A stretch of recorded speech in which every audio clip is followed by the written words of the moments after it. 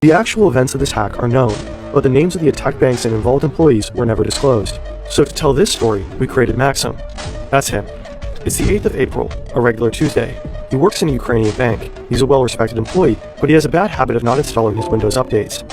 As he sips his coffee and thinks about the receptionist he has a crush on, an email from his colleague pops in. It's from Sergey, his co-worker. The mail has a Word document attached.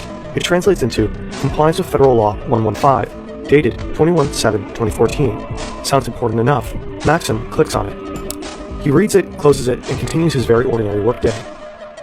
A few months later, Maxim is sitting in a meeting. His boss seems distraught. Some of his bank's ATMs started spitting out banknotes at seemingly random times of day.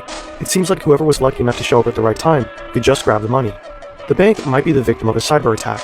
The employees should act cautious and avoid suspicious emails. Emails, meetings, stress, colossal hacks. For many, it's the same story every day. What if you want to throw in the towel and build something of your own?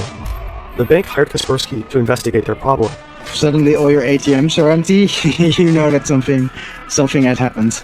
This is York from Reveal, who is part of the team on the case. He checks the hard disks of the affected ATMs for malware and finds nothing. Not one suspicious activity, not a single trail to follow. A few months later, Von der Wiel gets a call in the middle of the night. It's 3 a.m. It's an account manager working for a large Russian bank. He says Von der Wiel and his team need to call his IT guy ASAP. A couple of minutes later, one of Von der Wiel's Kaspersky co-workers shows up at a bank in Russia. The IT guy on the site is panicking. Someone has gained control over their domain controller. That's the heart of their server network. If you control the domain controller in a Windows environment, you basically control everything. And without a good reason, it's sending data to China. The Kaspersky specialist starts to look for malware right away. Eventually, he finds a software that lets you watch and control a computer remotely. Could it be that the intruder is watching them right now? He has an idea. He opens a Word document and writes the Russian word for hello. They wait for a few minutes. Nothing happens. Then, suddenly, the cursor moves, and letters appear. The hacker answered. He adds, in Russian, "You will not catch us." To which the Kaspersky employee replies, "We will catch you." "No, you will not catch us." Okay, it's on. It will take some time, but eventually the Kaspersky team finds the malware. It is similar to the Garber Trojan. One configuration file of the malware is called Ananak, so the team decides to call it Carbanak. This incident at the Russian bank gave Von der Wiel and his colleagues hints about what is going on, and they link it all back to those hacked ATMs in Ukraine. Now they can reconstruct how the Carbanak hackers operate. So let's wind back. This is one of the Carbanak hackers. Again, it's the 8th of April, 2014. He already got into Sergey's email account, but he wants access to Maxim's computer. So he sends out this email with that attachment. The Word file exploits vulnerabilities in Microsoft Word to download malware that contains the backdoor. The hacker now has remote access to Maxim's computer. Next step, gain access to the whole network, and he knows exactly how to do it. The hacker installs a specific software on Maxim's computer, which slows it down, which in turn frustrates Maxim, so he calls IT to come by and check. By the time the IT guy comes over, the hacker has installed Keylogger. This way he'll be able to see everything one types into Maxim's keyboard.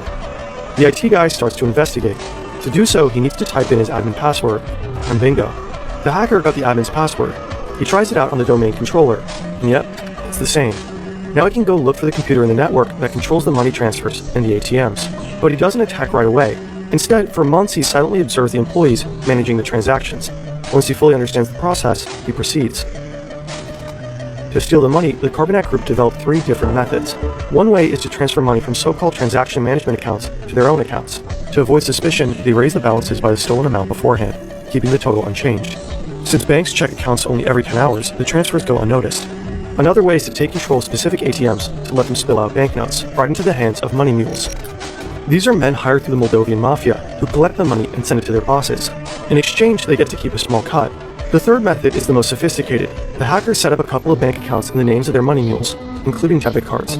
Then they make sure they all have the same small amount on it, let's say $3.33. Then they update the bank's database, exchanging that $3.33 for $1 million. Suddenly, all the money mules have $1 million on their bank account. Now they just use their debit cards to withdraw the cash. As a side effect of the database update, some broke bank customers will suddenly find themselves to be millionaires. The better the Kaspersky team understands the methods of the Carbanak group, the more they begin to grasp how complex this operation is. Kaspersky teams up with Europol, major European banks, and various national law enforcement agencies to hunt them down. They're able to take down some of their servers, but then the hackers start using different tools and continue to work under the radar. By the beginning of 2015, Carbanak has robbed at least 100 financial institutions in almost 30 countries. Most of the victims are in Russia, but also in the US, China, and Europe. Within 2 years, they steal roughly $1 billion.